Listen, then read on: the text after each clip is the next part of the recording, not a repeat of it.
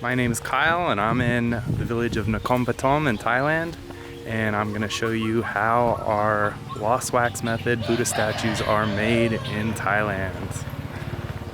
All our brass Buddha statues are made in a rural village outside of Bangkok, as you can hear from the chickens chatting in the background. This young artist is a novice wax modeler. He's responsible for making sure the proportions of the Buddha statue are correct. And this is one of the most important steps of the process, just because everything else is built off the foundation of the statue.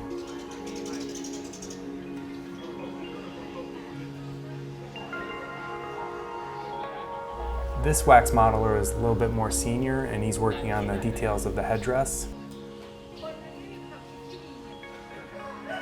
I love the subtle movements of how he swipes his tool against his face to get some of the oils, the natural oils on his face, so the wax doesn't stick to the tool.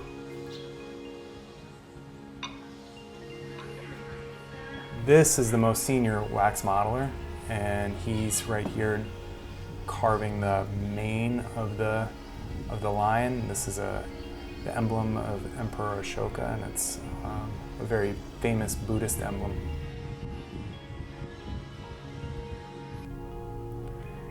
This is just a beautiful, stunning, finished wax model of a Gandharan Buddha. It's absolutely stunning.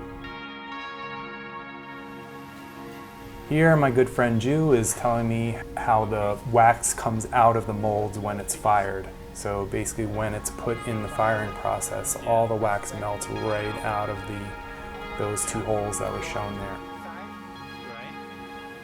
This worker is applying a mold, an earthen mold, to the outside of the statue. There are about 5 layers of mold that have to be added to the outside of the statue. So each layer has different consistencies and then has to dry afterwards, so it takes a long time. This is just amazing, watching the statues being cast.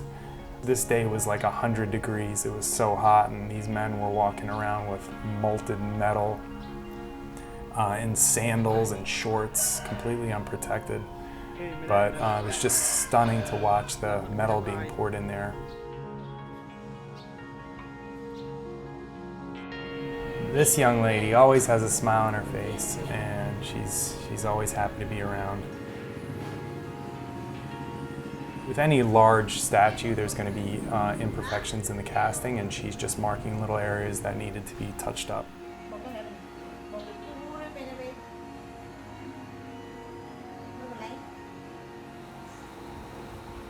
This is the final stage. It's the coloring stage.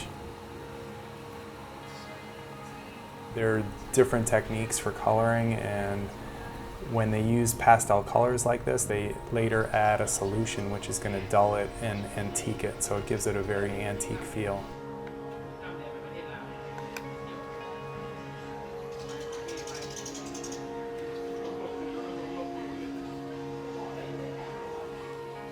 Gold leaf is very popular in Thailand. Whenever you go to a Buddhist temple, you see Buddhist images filled head to toe with gold leaf, and so this is just one technique that we use as well.